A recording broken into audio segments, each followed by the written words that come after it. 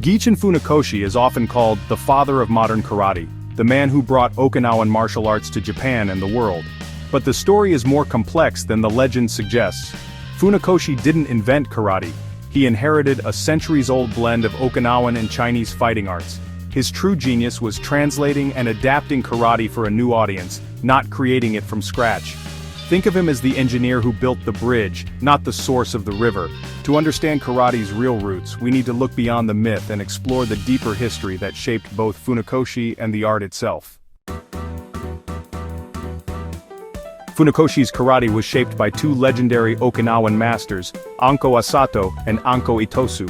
Asato taught strategy and the deadly intent behind every kata, while Itosu systematized karate for schools, creating forms like the pinyan, heian, kata. Funakoshi learned not just techniques but how to teach and adapt karate for a wider audience. He was part of a vibrant community, drawing from a tapestry of styles, shurite, nahate, tomarite, each with unique influences. When Funakoshi brought karate to Japan, he carried a curated legacy, not a personal invention. Recognizing these roots reveals Funakoshi as a masterful navigator of tradition, not its sole origin. In 1922, Gichin Funakoshi, a schoolteacher from Okinawa, introduced karate to a Japan that was wary of foreign influences. At that time, Japan was in the midst of a cultural renaissance, seeking to define its own identity while being cautious of external elements. Funakoshi faced the challenge of making karate, an Okinawan martial art with Chinese roots, acceptable to the Japanese public. To gain acceptance, he made a significant change. He altered the art's name from Chinese hand, Tang Shou, to empty hand, Kong Shou. This not only removed the Chinese connotation but also aligned the practice with Zen philosophy and Japanese cultural values, emphasizing the idea of an empty mind and spirit. Funakoshi didn't stop there. He also renamed the kata, the forms or patterns practiced in karate, giving them Japanese names and poetic meanings. For instance, Pinnan became heian, which means peaceful mind, and Naihanchi was renamed teki, meaning iron horse. These changes made the art more relatable and appealing to the Japanese people. Additionally, Funakoshi adopted the white uniform, or GI, and the belt ranking system from judo. This modernization of karate's image helped to standardize the practice and made it more recognizable as a formal martial art. The white uniform symbolized purity and discipline, while the belt system provided a clear path for progression and achievement. These thoughtful changes made karate more palatable to Japanese society and helped it join the ranks of respected martial arts like judo and kendo. Funakoshi's efforts ensured that karate was not just seen as a foreign import, but as a valuable addition to Japan's rich martial arts heritage. However, in bridging these cultural gaps, karate's identity was forever altered. The Okinawan roots of the art were transformed as it adapted to fit into Japanese society. This transformation was both a preservation and a departure from its original form. Funakoshi's adaptations ensured karate's survival in a new cultural landscape, but they also set it on a new path. His vision and modifications allowed karate to flourish and spread globally, yet they also marked a significant shift in its essence. The art was now Japanese in form, with its practices and philosophies deeply integrated into Japanese culture.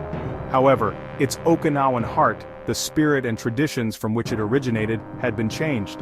This duality remains a defining characteristic of karate today, reflecting its journey from Okinawa to the world stage. Adapting karate for mass instruction meant simplifying and sanitizing its curriculum for broader appeal. The original Okinawan art included joint locks, throws, and grappling, techniques considered too dangerous for group classes and thus largely removed. Kata shifted from a solo encyclopedia of combat to a synchronized performance for everyone to follow. Much of the practical application, or bunkai, was lost or hidden, reserved only for advanced students and teachers. The focus moved from function to form, and karate became mostly about striking at a distance, not close combat. This wasn't malicious, just a practical response to teaching large groups of students safely.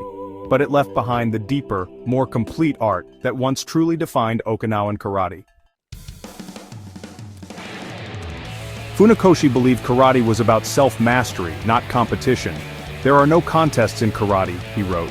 He feared tournaments would breed ego and distract from character development. Yet, younger students pushed for sparring and competition, arguing it was essential for real skill. The introduction of free sparring split karate into two streams, self-defense and sport. Tournaments brought excitement and growth, but often at the cost of deeper study and philosophy. Funakoshi's vision clashed with the rise of sport karate, a debate that still shapes the art today. The tension between karate as a way of life and as a sport remains unresolved. Gichin Funakoshi's greatest legacy was not simply the introduction of karate to Japan, but his vision for what the art could become. He transformed karate from a mere fighting technique, once practiced in secrecy on the island of Okinawa, into a profound path of self-improvement and personal discovery. Funakoshi saw karate as more than a way to defend oneself. He believed it could shape the mind and spirit, guiding practitioners toward a life of purpose and virtue. Through his teachings, karate evolved from a system of survival into a discipline that fostered character, respect, and inner strength. In the old days, Okinawan karate was about survival, about protecting oneself and one's family in uncertain times, but Funakoshi reimagined its purpose. He made karate about building character, about striving to be a better person every day, both inside and outside the dojo. His precepts, such as, "In karate there is no first attack," emphasized moral restraint, humility, and the importance of self-control. Funakoshi taught that true strength lies not in defeating others, but in overcoming one's own weaknesses and impulses. He encouraged students to reflect on their actions, to act with honor, and to use karate as a means for personal growth and ethical living. Karate-do, the way of karate, became a lifelong journey. Physical training was just the beginning. The real goal was to cultivate discipline, humility, and integrity.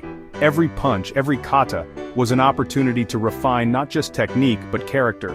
Funakoshi's vision was that karate should be a way of life, a path that leads to self-mastery and compassion for others.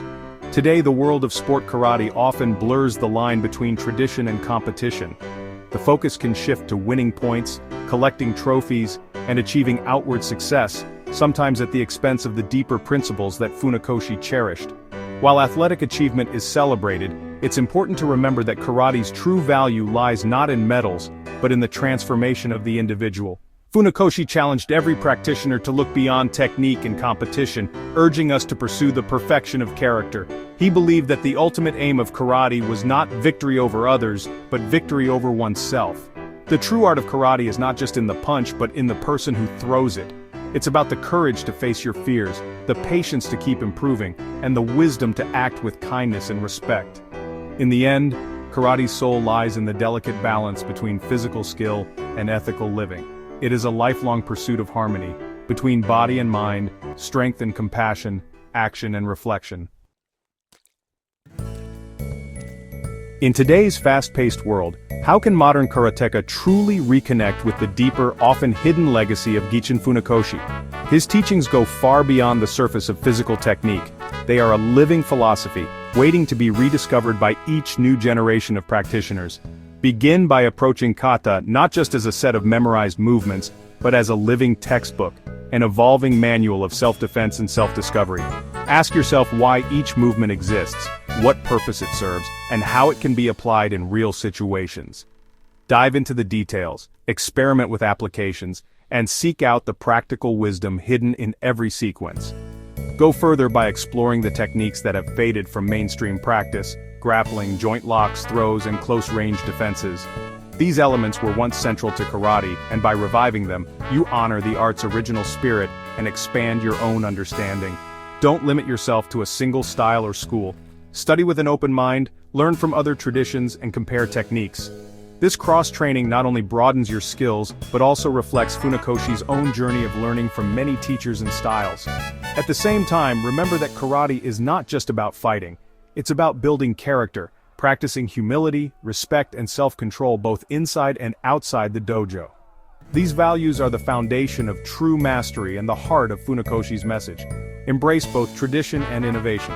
Sport karate, with its focus on competition and athleticism, has its own value, pushing you to test your limits and grow. But don't neglect the deep traditional study that connects you to karate's roots and timeless wisdom. Seek out teachers who embody both the old and the new, and strive to become a bridge between generations, preserving the past while shaping the future. Funakoshi's true legacy is not a fixed set of techniques, but a dynamic path of lifelong learning. blending history, technique, and character into a living tradition that evolves with each practitioner. The real challenge for every karateka today is to keep digging deeper, to never stop questioning, and to ensure that karate remains both a powerful martial art and a meaningful way of life for generations to come.